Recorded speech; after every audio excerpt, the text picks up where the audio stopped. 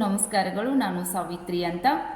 ನುಡಿಗಟ್ಟುಗಳನ್ನು ಸ್ವಂತ ವಾಕ್ಯದಲ್ಲಿ ಬಳಸಿ ಎನ್ನುವುದನ್ನು ಇದು ದ್ವಿತೀಯ ಮತ್ತು ಪ್ರಥಮ PUC ವಿದ್ಯಾರ್ಥಿಗಳಿಗೆ ಬಹಳಷ್ಟು ಅನುಕೂಲ ಆಗ್ತದೆ. ಇದು ವಿದ್ಯಾರ್ಥಿಗಳ ಇಚ್ಛೆ ಮೇರೆಗೆ ಅಂತಂದು ತಮಗೆ ನಾನು ತಿಳಿಪಡಿಸ್ತಾ ಇದ್ದೇನೆ.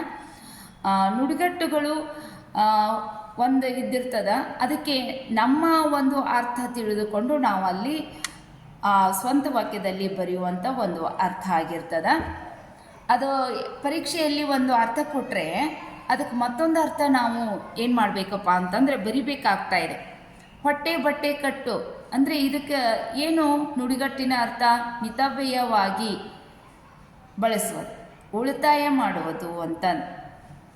ಬಡವರು ಹೊಟ್ಟೆ ಬಟ್ಟೆ ಕಟ್ಟಿ ಜೀವನ ಸಾಗಿಸುತ್ತಾರೆ. ಮುಗೀತು. ಇಷ್ಟು ಬರೆದ್ರೆ ನಿಮಗೆ ಒಂದು ಅಂಕು ಸಿಗ್ತಾ ಇದೆ.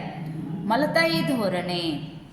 ವಿದ್ಯಾರ್ಥಿಗಳಿಗೆ ಗುರುಗಳು ಮಲತಾಯಿ ಧೋರಣೆ ಮಾಡಬಾರದು ಅಂತ.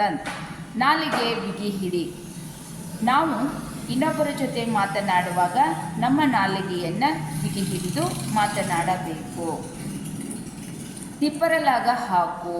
ಕೆಲವು ವಿದ್ಯಾರ್ಥಿಗಳು ಹೆಚ್ಚಿನ ಅಂಕ ಪಡೆಯಲು ತಿಪ್ಪರಲಾಗ ಹಾಕುತ್ತಾರೆ.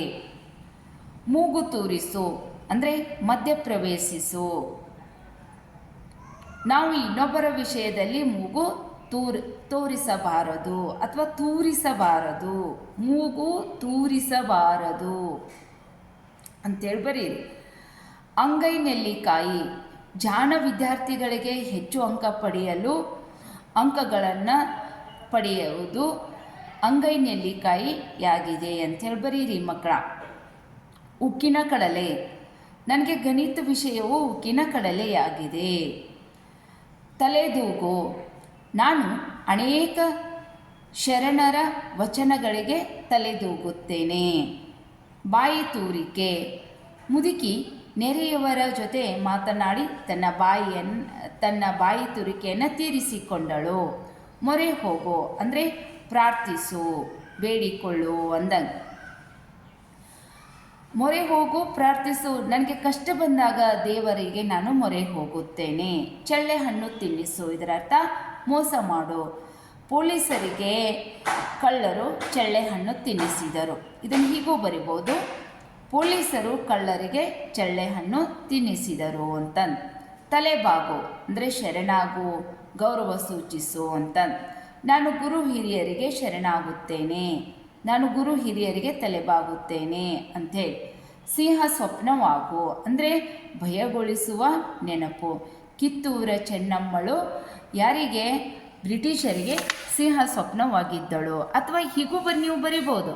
ಸಂಗೊಳ್ಳಿ ರಾಯಣ್ಣನು ಯಾರಿಗೆಪ್ಪ ಅಂತಂದರೆ ಬ್ರಿಟಿಷರಿಗೆ ಸಿಂಹ ಸ್ವಪ್ನವಾಗಿದ್ದಳು ಅಂತ ನೀವು ಹೀಗೂ ಬರಿಬೋದು. ಆಮೇಲೆ ಮತ್ತೆ ಇನ್ನೂ ಅಷ್ಟು ನುಡಿಗಟ್ಟುಗಳು ಇದಾವ. ಕಾಲು ಕೀಳು ಅಂದರೆ ಜಾಗ ಖಾಲಿ ಮಾಡೋದು ಅಥವಾ ಓಡಿ ಹೋಗುವುದು. ಕಳ್ಳರು ಪೊಲೀಸರನ್ನು ಕಂಡು ಕಾಲು ಕಿತ್ತರು ಅಂಥೇಳಿ ಬರೀರಿ. ಕಣ್ಣು ಕೆಂಪಿಗೆ ಮಾಡು ಅಂದರೆ ಸಿಟ್ಟು ಬರೋದು. ತಪ್ಪು ಮಾಡಿದಾಗ ಪಾಲಕರು ಮಕ್ಕಳ ಮೇಲೆ ಕಣ್ಣು ಕೆಂಪಿಗೆ ಮಾಡುತ್ತಾರೆ. ಅನ್ನಕ್ಕೆ ಕಲ್ಲು ಹಾಕು ಅಂದರೆ ಜೀವನ ಮಾರ್ಗ ಕೆಡಿಸು. ಇನ್ನೊಬ್ಬರ ಅನ್ನಕ್ಕೆ ನಾವು ಕಲ್ಲು ಹಾಕಬಾರದು. ಎಂಜಿಲಿಗೆ ಕೈ ಒಡ್ಡು. ಎಂಜಿಲಿಗೆ ಕೈ ಒಡ್ಡು ಅಂತಂದರೆ ಹಂಗಿಗೆ ಒಳಗಾಗುವುದು. ನಾವು ಬೇರೆಯವರ ಎಂಜಿಲಿಗೆ ಕೈ ಒಡ್ಡುವುದು ಸ್ವಾಭಿಮಾನಕ್ಕೆ ಲಕ್ಷಣವಲ್ಲ. ಎರಡು ಬಗೆ ಅಂದರೆ ದ್ರೋಹ ಮಾಡುವುದು. ಉಂಡ ಮನೆಗೆ ಎರಡು ಬಗೆಯಬಾರದು ಅಂತ. ಕೈ ಕೊಡು. ಕೈ ಕೊಡುವುದಂತಂದರೆ ಹೀಗೆ ಕೈ ಕೊಡೋದಲ್ಲ. ಕೈ ಕೊಡೋದಂತಂದರೆ ಮೋಸ ಮಾಡುವುದು. ನಮ್ಮನ್ನು ನಂಬಿದವರಿಗೆ ನಾವು ಯಾವತ್ತೂ ಕೈ ಕೊಡಬಾರದು ಅಂತ. ರಾಮಬಾಣ ಅಂದರೆ ವಿಫಲವಾಗಿದ್ದು.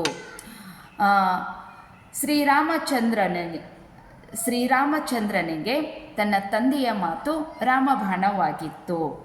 ಅಥವಾ ಶುಂಠಿ ಚಹಾ ನೆಗಡಿಗೆ ರಾಮಬಾಣ ಅಂತ. ಜನ್ಮ ಜಾಲಾಡು. ಚೆನ್ನಾಗಿ ಬೈಯುವುದು. ತಪ್ಪು ಮಾಡಿದಾಗ ನಮ್ಮ ಗುರುಗಳು ನನಗೆ ಜನ್ಮ ಜಾಲಾಡಿಸಿ ಬಿಡುತ್ತಾರೆ. ಗಾಳಿ ಸುದ್ದಿ, ಸುಳ್ಳು ಸುದ್ದಿ. ನಾವು ಇನ್ನೊಬ್ಬರಿಗೆ ಗಾಳಿ ಸುದ್ದಿ ಹಬ್ಬಿಸಬಾರದು. ದಾರಿದೀಪ ಅಂದರೆ ಮಾರ್ಗದರ್ಶಿ. ನನಗೆ ನನ್ನ ಪುಸ್ತಕಗಳೇ ದಾರಿದೀಪಗಳು ಅಂತ. ಕತ್ತಿಮಸೆ ಅಂದರೆ ಹಗೆ ಸಾಧಿಸುವುದು. ಭೀಮನು ದುರ್ಯೋಧನನ ಮೇಲೆ ಕತ್ತಿಮಸೆದನು.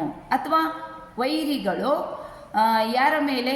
ಸೈನಿಕರ ಮೇಲೆ ಕತ್ತಿಮಸೆದರು ಅಂಥೇಳಿ ಬರೀರಿ. ಗಾಳಿಗೆ ತೂರು, ನಿರ್ಲಕ್ಷಿಸು. ಗೊಡ್ಡು ಸಂಪ್ರದಾಯಗಳನ್ನು ನಾವು ಗಾಳಿಗೆ ತೂರಬೇಕು. ಹಿತ್ತಾಳೆ ಕಿವಿ, ಚಾಡಿ ಮಾತು ಕೇಳು. ನಮ್ಮ ಕಿವಿಗಳು ಹಿತ್ತಾಳೆ ಕಿವಿಗಳು ಆಗಬಾರದು. ಕಪಿಮುಷ್ಟಿ, ಬಿಗಿ ಹಿಡಿತ. ಸ್ವಾತಂತ್ರ್ಯ ಪೂರ್ವದಲ್ಲಿ ಭಾರತವು ಬ್ರಿಟಿಷರ ಕಪಿಮುಷ್ಟಿಯಲ್ಲಿ ಇತ್ತು. ರೈಲು ಬಿಡು, ಸುಳ್ಳು ಬಿಡು. ಸುಳ್ಳು ಹೇಳುವುದು. ನನ್ನ ಗೆಳತಿಯು ಯಾವಾಗಲೂ ನನ್ನ ಮುಂದೆ ರೈಲು ಬಿಡುತ್ತಾಳೆ. ಅಥವಾ ನಾವು ಇನ್ನೊಬ್ಬರ ಮುಂದೆ ಮಾತನಾಡುವಾಗ ರೈಲು ಬಿಡಬಾರದು ಅಂತ ಹೀಗೂ ಬರೆಯಿರಿ. ಎಳ್ಳು ನೀರು ಬಿಡು ಅಂದರೆ ಶಾಶ್ವತವಾಗಿ ಕೈ ಬಿಡುವುದು. ಮೋಸ ಮಾಡಿದವರಿಗೆ ನಾವು ಎಳ್ಳು ನೀರು ಬಿಟ್ಟು ಬಿಡಬೇಕು. ಕೆಟ್ಟವರ ಸಂಘಕ್ಕೆ ನಾವು ಎಳ್ಳು ನೀರು ಬಿಟ್ಟು ಬಿಡಬೇಕು. ನಮ್ಮ ವೈರಿಗಳಿಗೆ ನಾವು ಎಳ್ಳು ನೀರು ಬಿಟ್ಟು ಬಿಡಬೇಕು. ಈ ರೀತಿ ಬರೆಯಿರಿ. ಮೈಗೆ ಹತ್ತುವುದು, ಅರ್ಥವಾಗುವ ಅಥವಾ ಜೀರ್ಣವಾಗುವುದು. ನಮ್ಮ ಭಾಷೆಯಲ್ಲಿ ಕಲ್ತಿದ್ದೇ ನಮಗೆ ಏನಾಗ್ತದ? ಮೈಗೆ ಹತ್ತುತ್ತದೆ ಅಂತ. ಇವಿಷ್ಟನ್ನು ನಿಮಗೆ ನಾನು ಹೇಳಿದ್ದೇನೆ. ಇವು ಪ್ರಥಮ ಮತ್ತು ದ್ವಿತೀಯ PUC ವಿದ್ಯಾರ್ಥಿಗಳಿಗಾಗಿ ಮೇಲಿಂದ ಮೇಲೆ ಕೇಳಿ ಪರೀಕ್ಷೆಯಲ್ಲಿ ಕೇಳಿದರೆ ಬರೀರಿ ಅಂತಂದು ಹೇಳ್ತಾ ಇದ್ದೇನೆ. ಕೇಳಿದ್ದಕ್ಕಾಗಿ ಎಲ್ಲರಿಗೂ ಶರಣಾರ್ಥಿಗಳು. ನಮಸ್ಕಾರಗಳು.